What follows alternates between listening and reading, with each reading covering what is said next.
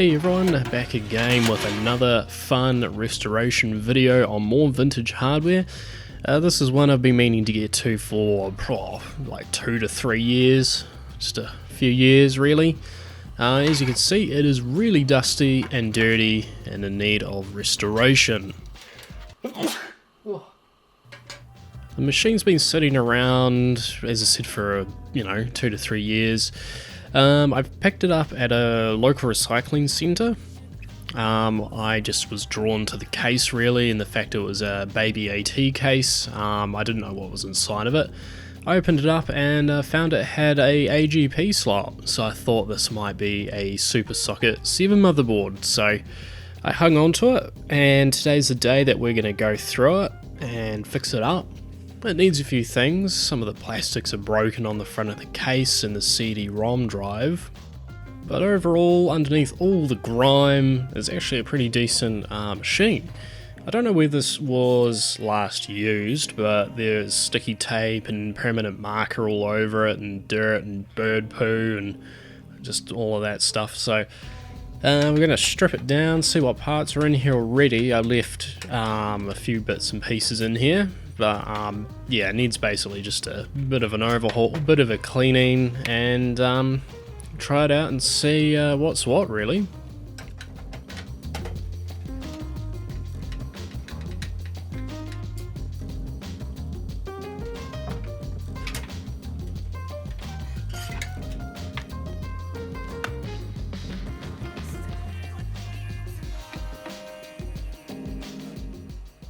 This is one of those lovely AT cases where there's no things holding the drive, so they just sort of fall down like that.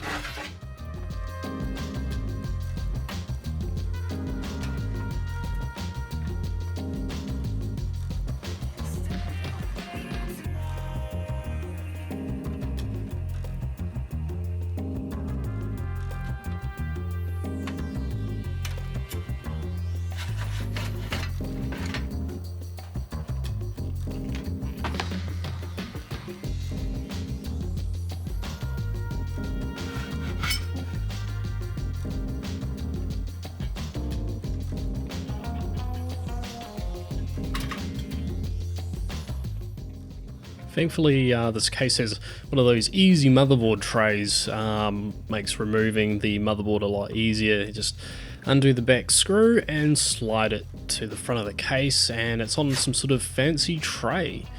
The whole thing is pretty flimsy, the metal's very sharp, typical baby AT style really, or computers of this era. You get bloody scissor fingers from it pretty much. It's just all shredded skin. Lovely. Alright, let's have a look over this awesome motherboard. Got the AGP slot, couple of PCI slots, and couple of ISA slots, typical SD RAM, and this is fitted currently with a Pentium 166 MHz CPU. Here's the model of the motherboard and the chipset that it's using. I believe this is actually one of the first Socket 7 motherboards to support AGP before Intel did. Well, that's what I've read anyway, so I'll just take that with a grain of salt. But at the moment, I'm just going to carry on with stripping the machine down. It really needs a good clean. It's still just all dusty and dirty, so everything has to come out to get in there. And I really wanted to look into the power supply, just because I always like checking them out before powering them up and seeing if anything's blown up inside or leaked. But this is actually the first time I've opened one of these machines up and seen a good name brand power supply, which is quite nice. So hopefully it means it's either repairable or renewable, if that's a word. But yeah, Intermax. Really, it was quite cool seeing that. I might put some new capacitors in there one day, but yeah, just open it up, check it out, and make sure that nothing's all comb-rid inside. But thankfully nothing exploded in there, so I wanted to lubricate the fan bearings just because they get a bit noisy, especially when they're dusty, they get all imbalanced and worn out.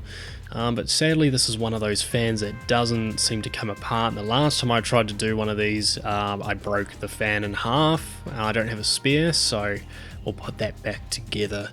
The floppy disk drive needed cleaning. I don't believe this actually worked last time I tried it, so I'm just going to take it apart and give it a good cleaning. It's pretty easy to do with these Sony drives. I didn't even need to take any screws out. It's just sort of all kind of clamped together there with those little rivet thingies.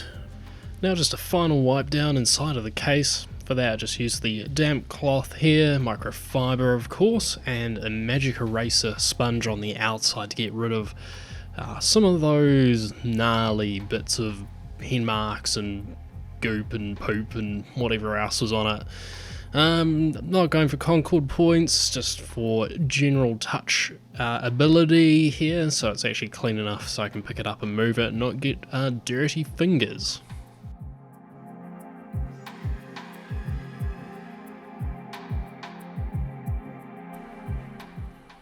Now because the top of the case had been sort of sitting around for maybe 3 years, the top of it was really grubby.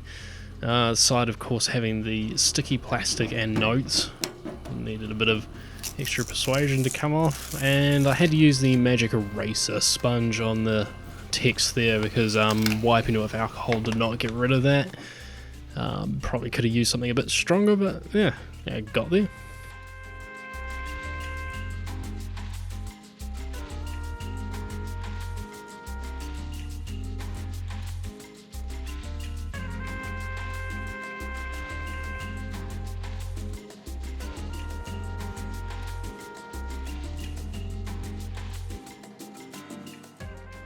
Alright, focusing my attention now to the front plastic case lid, whatever you call it. The plastic there is split still, but a bit of glue in there sort of helped hold it together. Had to use some clamps and things overnight for it to set. Just wiping it down again with the microfiber cloth, had some sticky tape and marks and things on it. But I managed to use a little bit of the magic eraser sponge to get rid of a lot of the big marks. But you have to be careful with this. It can take paint and texture off plastics and metal and things, so yeah, you don't want to scrub too hard on it. But for something like this, it was the tool for the job.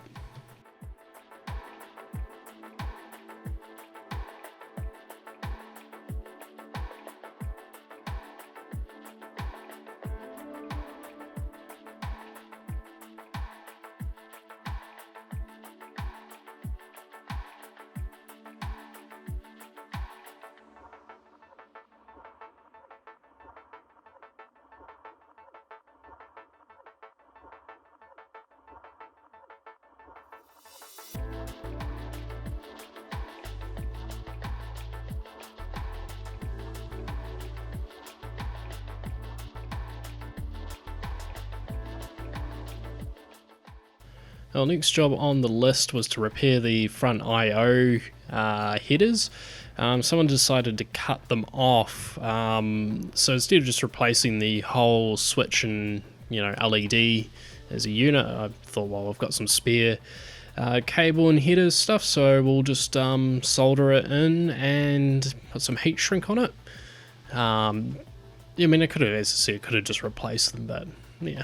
Not too sure why someone removed this. I think it's just so no one would press the reset button or the standby, but yeah, either or, it's had a past life.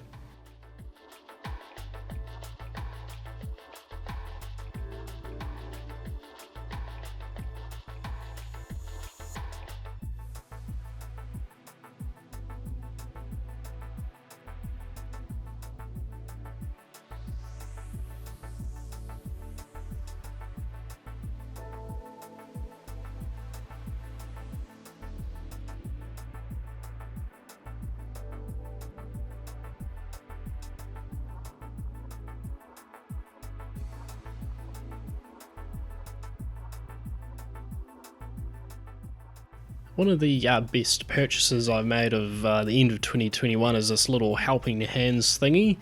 It's made soldering these wires together really easy actually. It holds everything nicely.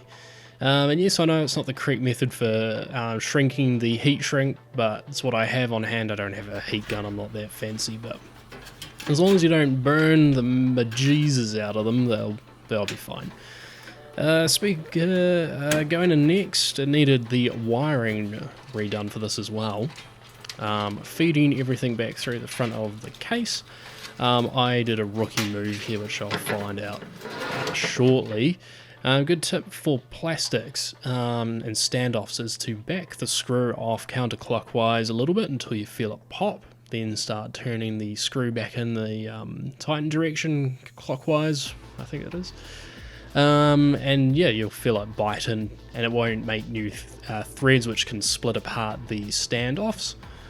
And yeah, figured out I forgot to put in the power switch at the front of the case. It has to be done before you screw in the plastic front bezel, so got that reattached with its ground cable there. I relocated that to the front because it was hanging off the floppy disk drive.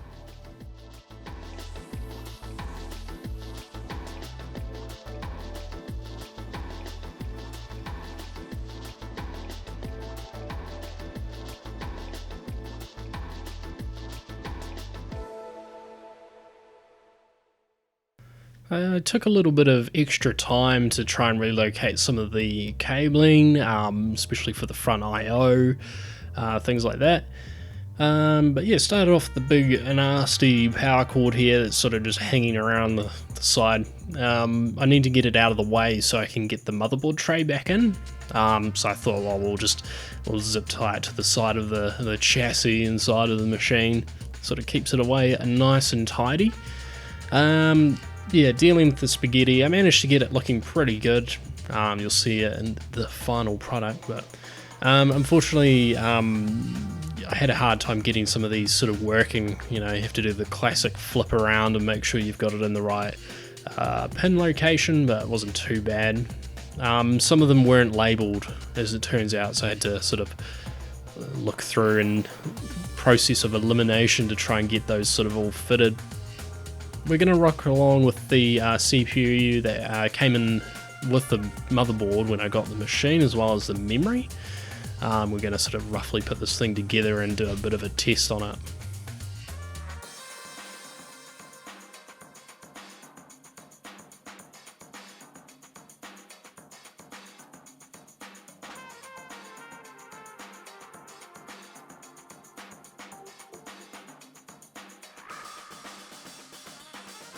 It's just that one screw there that holds the motherboard tray in to stop the motherboard tray and assembly moving back and forth inside of the case. But yeah, figured for posting test, what we'll do is we'll just fit a really basic video card in here. So I've found this SIS6326 video card. They make a PCI version of that, which is more common than this. But you know, nice simple VGA adapter just to see what we've got. And yeah, thankfully plugging it in for the first time, it didn't explode, but that fan and that power supply is bad.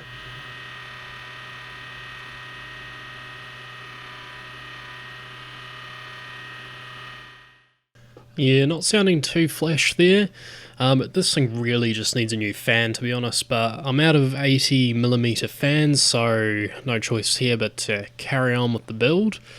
At this point, you can see here I managed to get some of that front I/O stuff sorted, although this little cable here was the bane of my life. It just sort of kept popping up every time I went to slide a drive in there, so a little bit frustrating. But yeah, the Sony floppy disk drive is all cleaned up and ready to go. I've tried to sort of lubricate the rails, clean the heads, you know, all the usual stuff that you do to these old drives, especially when they've been sitting out in a dusty storage unit. And I figured I'd also try out a zip drive. I had this Zip 100 disk drive just kicking around. It came out of a previous computer. but I don't have many Zip 100 discs, and they're kind of small capacity, so figured why not, we'll just throw this in as well. Well, next up is the B&Q CD writer. It's a little bit newer, of course, for the build, but I kind of like it. Its aesthetic. It's kind of old school looking, so I figured why not, we'll throw this in anyway. It needed a little bit of work. The front bezel had broken off the front. One of the little plastic retaining clips had deteriorated, so along with the front panel, I aerodited the front lid back together on the CD drive. But yeah, thankfully we've got enough power here for everything, and it's all nicely contained because it's all together in, you know, packages like that. Got in the CPU auxiliary power for the fan, and now just the CD-ROM drive. Once again, doing a mem test to make sure everything is all good, so I'm not fighting bad memory. I tried to let this run for a few passes, but ended up flaking out and doing just one or two. But yeah, here's the build so far. I think it's time to start fitting some cards into the machine. Well, I've got a Riva TNT2 here and a generic network card. This was actually already in the machine, the network card. I really wanted to do the Riva TNT2 just because of its historic heritage, and a generic Sound Blaster Live, because I'm actually running out of ISA sound cards, so all these builds I've been doing from machines I've had kicking around, and yeah, I've been a bit slack and need to order some more from the flea bay, but the card will work just fine. I'm going to use Phil's Computerlab method for using the Audigy 2 drivers. I'll link that video in the description because that worked a treat on this. It's about the only thing that worked properly. But yeah, just going to fill up some of the gaps with some spare covers and things I had kicking around here.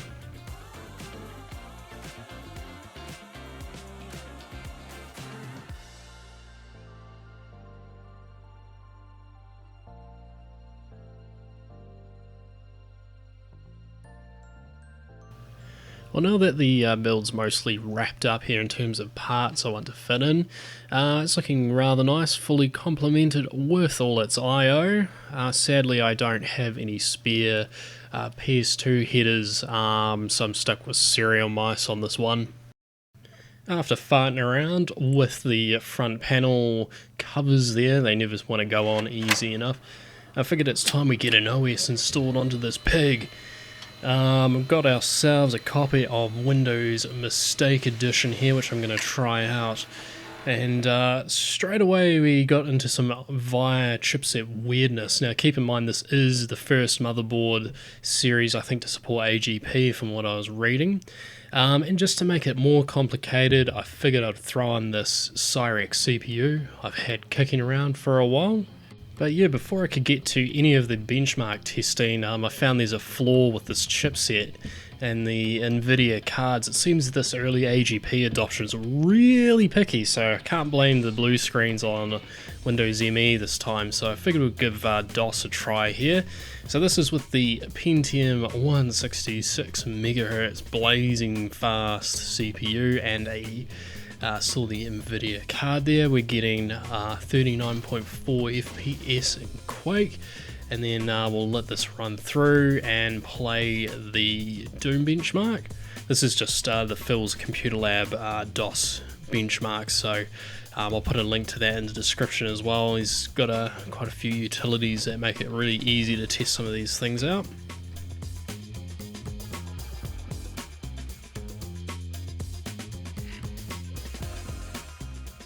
Alright, got the results, 908 real ticks there. I have to convert that to FPS, it'll be on the screen. But yeah, basically CPU's pretty easy to switch over. Thankfully the voltages and everything seem to be about the same, or are the same. So there's only like 2 jumpers I had to change. Hardest thing was fitting this Socket 370 style heatsink. It really didn't like the clamping system. I had to put a lot of force on it, but we'll just rerun the benchmarks with the Cyrex CPU. This is a 166 megahertz rated CPU, but I think its actual speed is like 133, I believe. I think that's how they rated it.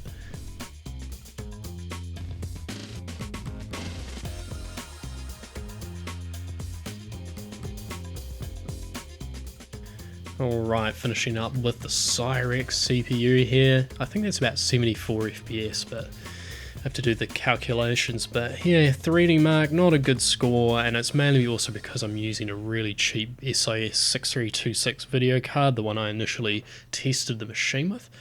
I'm going to try out some Zip 100 discs, which I actually have kept for a while thinking they were brand new because they were just sealed up in this wrapping, but looks like someone just rewrapped them together, so that was a bit of a surprise, but the zip drive still works a treat here, which is good. I thought it was may have been dead because it's been sitting around for quite a while, so you never know with these things, but it still works just fine. Also, I really like playing with the eject mechanism on these drives. It's kind of novel that it self-ejects. And moving on, after the zip drive, we're going to try out the Sound Blaster Live card. It actually has pretty decent MIDI reproduction for just a cheap sound card. But yeah, it works good.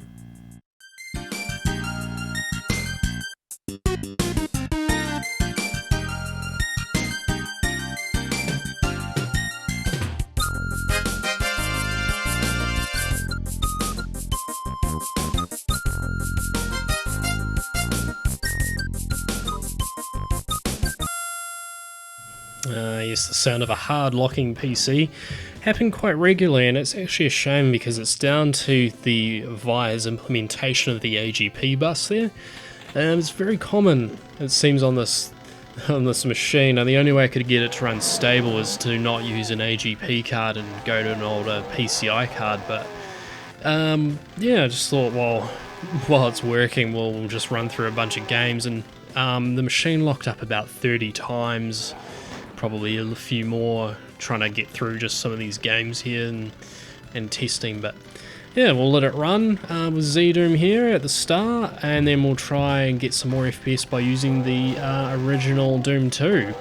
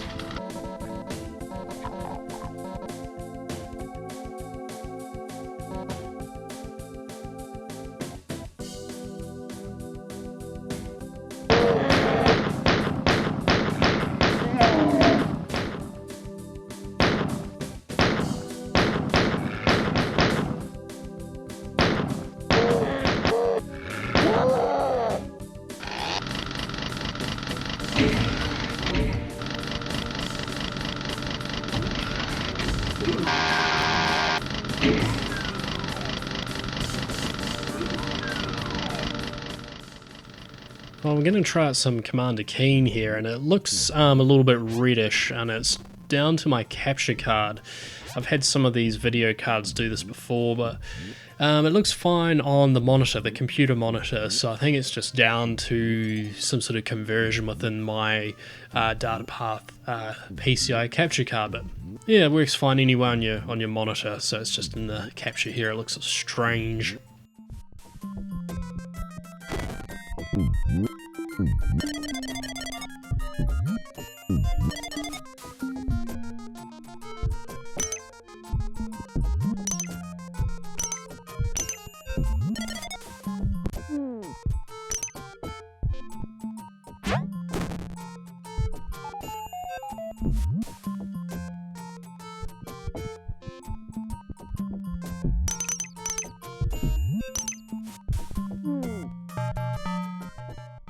Next up, I wanted to be a bit more daring, and given this thing has AGP, and I've got an AGP card, given, yes, it is only this potato SIS one, I wanted to try it at Windows games, so Need for Speed 3 it is. And yeah, we got some chunky frame rates here for you guys to enjoy. 2, 1, go!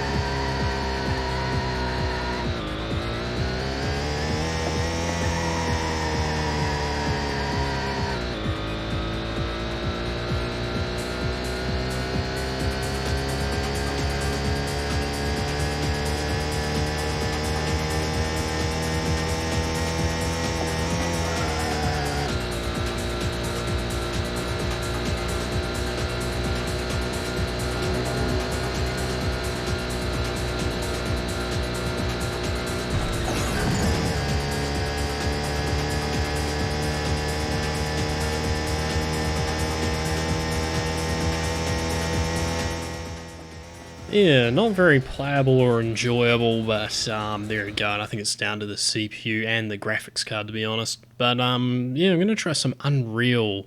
I could only get the game to run at this resolution. Anything higher, if you change it, it would just crash. It definitely needs patching. And yes, this is with the Cyrex CPU and the SIS AGP card still. So, but hey, at least it still works. So, yeah. Just in its 320 by 200, whatever resolution it is.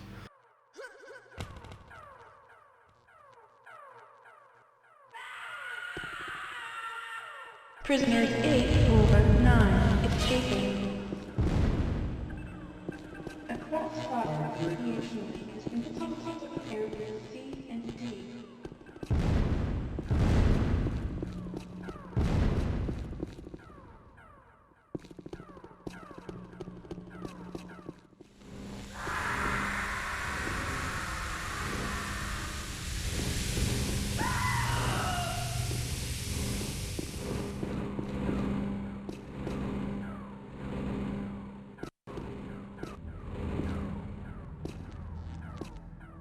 You have entered a restricted area.